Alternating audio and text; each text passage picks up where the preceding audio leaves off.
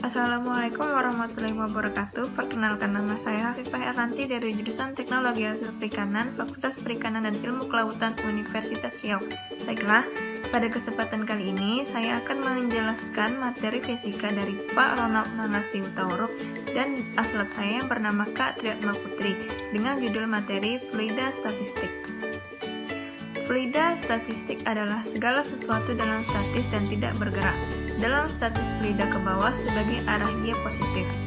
Fluida statis membahas suatu tekanan pada fluida atau yang diberikan oleh fluida atau gas atau cair pada suatu objek yang berada di dalamnya. Jenis-jenis fluida statis. 1. Massa jenis. Massa jenis pada suatu benda didefinisikan sebagai massa suatu zat yang merupakan ukuran kepadatan atau densitas dan dirumuskan sebagai perbandingan antara massa zat dan volume zat tersebut. Keterangan dengan P sama dengan massa jenis, M sama dengan massa zat, dan V sama dengan volume zat. Yang kedua, tekanan hidrostatis. Tekanan didefinisikan sebagai gaya normal atau tegak lurus yang bekerja pada suatu bidang dan dibagi dengan luas pada bidang tersebut. Dengan P sama dengan tekanan, F sama dengan gaya, dan A sama dengan luas penampang. Anggaplah tinggi kolam renang adalah 2,4 meter.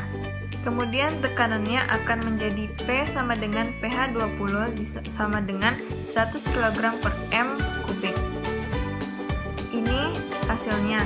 Nah, seberapa besarkah tekanannya? Jadi P ATM sama dengan 101,300 PA. Yang artinya saat kamu terjun ke kolam dan menyelam dengan kedalaman 2,4 meter dan kamu mengalami tekanan yaitu 23% dari PATM. Yang kedua, hukum Pascal. Hukum Pascal menyatakan bahwa tekanan yang diberikan zat cair dalam ruang tertutup diteruskan ke segala arah dengan sama besar.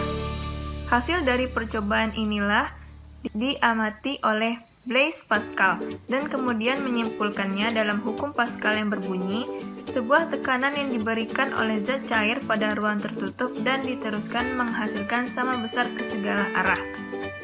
Nah, perhatikan gambar mekanisme hidrolik ini. Karena cairan tidak dapat ditambahkan ataupun keluar dari sistem tertutup, maka volume cairan yang terdorong di sebelah kiri akan mendorong piston atau silinder pejal di sebelah kanan ke arah atas.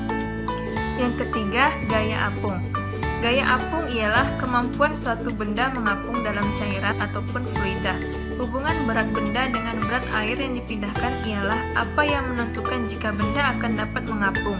Meskipun ukuran dan juga bentuk dari benda akan memiliki efek, mereka bukan alasan utama mengapa benda mengapung ataupun tenggelam. Bila sebuah es batu dicelupkan ke dalam bejana berisi air, maka permukaan air pada bejana tersebut akan naik. Hal itu disebabkan karena es batu menggantikan volume air. Sebaliknya, bila sebuah batu dicelupkan ke dalam bejana yang penuh berisi air, maka sebagian air akan keluar dari bejana. Hal itu disebabkan karena volume air tumpah sama seperti volume es batu yang menggantikan air. Kesimpulannya yaitu, jika suatu benda dicelupkan seluruhnya ke dalam zat cair, maka volume dari benda tersebut akan menggantikan volume zat cair itu sendiri.